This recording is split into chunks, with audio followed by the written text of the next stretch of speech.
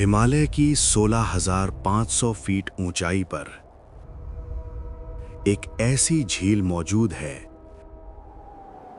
जहां पानी से ज्यादा इंसानों की हड्डियां दिखाई देती हैं। सैकड़ों लोग एक ही जगह पर एक ही समय पर। आखिर इनके साथ हुआ क्या था? ये है रूपकुंड स्केलेटन लेक। उत्तराखंड के गहरे हिमालय में स्थित रूपकुंड एक छोटी सी ग्लेशियल झील है। लगभग 16,500 फीट की ऊंचाई पर बसी ये जगह साल के ज्यादातर समय बर्फ से ढकी रहती है। यहां पहुंचना आसान नहीं। खतरनाक ट्रैक, पतली हवा और फ्रीजिंग टेम्परेचर, हर कदम पर खतरा।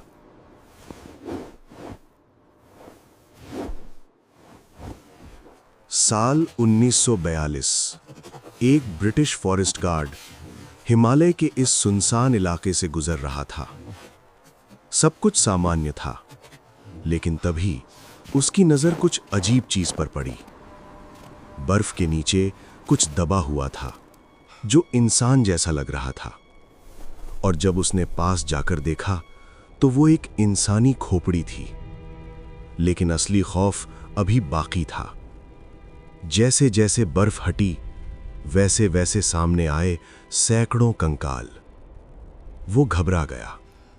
उसे लगा शायद ये किसी युद्ध का मैदान है, लेकिन यहां कोई हथियार नहीं थे, कोई युद्ध के निशान नहीं, सिर्फ खामोशी और मौत। आखिर इन लोगों के साथ हुआ क्या था? इस रहस्य को समझने के लिए वैज्ञानिकों ने जांच शुरू की, और जो सामने आया उसने सबको हैरान कर दिया। कार्बन डेटिंग के जरिए पता चला कि ये कंकाल लगभग 9वीं सदी के हैं। डीएनए जांच ने एक और चौंकाने वाली बात बताई। ये सभी लोग एक ही जगह के नहीं थे। कुछ स्थानीय थे और कुछ दूर दराज के इलाकों से आए थे। लेकिन सबसे बड़ा सवाल अब भी बाकी था। इनकी मौत आखिर हुई कैसे? जब वैज्ञानिकों ने इन खोपड़ियों की बारीकी से जांच की तो उन्होंने देखा इनके सिर पर गहरे घाव थे। ऐसे घाव जो किसी हथियार से नहीं, बल्कि ऊपर से गिरी किसी भारी चीज से हुए थे। और फिर सामने आया सच। इन सभी लोगों की मौत हुई थी एक भयानक ओलावृष्टि की वजह से। कल्पना कीजिए, आसमान से गिरते पत्थर जैसे ओले और उनके बीच फंसे लोग, बिना किसी बचाव के। लेकिन इस कहानी का एक और पहलू भी है, जो विज्ञान से नहीं बल्कि आस्था से जुड़ा है। कहा जाता है, सदियों पहले एक राजा अपने सैनिकों और लोगों के साथ इस कठिन रास्ते से गुजर रहा था। ये यात्रा सिर्फ एक सफर नहीं थी, ये एक पवित्र तीर्थ यात्रा थी। लेकिन कहा जाता है कि इस दौरान देवी नंदा का अपमान हुआ, और फिर आसमान बदल गया। बादल गरजने लगे, मानो कोई शक्ति क्रोधित हो उठी हो। और फिर शुरू हुई तबाही। आसमान से बरसने लगे पत्थर जैसे भारी ओले, इतने ताकतवर कि कोई भी बच नहीं पाया। कुछ ही पलों में सब कुछ खत्म हो गया और रह गई सिर्फ खामोशी। लोग मानते हैं ये वही लोग हैं जो देवी के श्राप का शिकार बने। लेकिन क्या सच में यही पूरी सच्चाई है?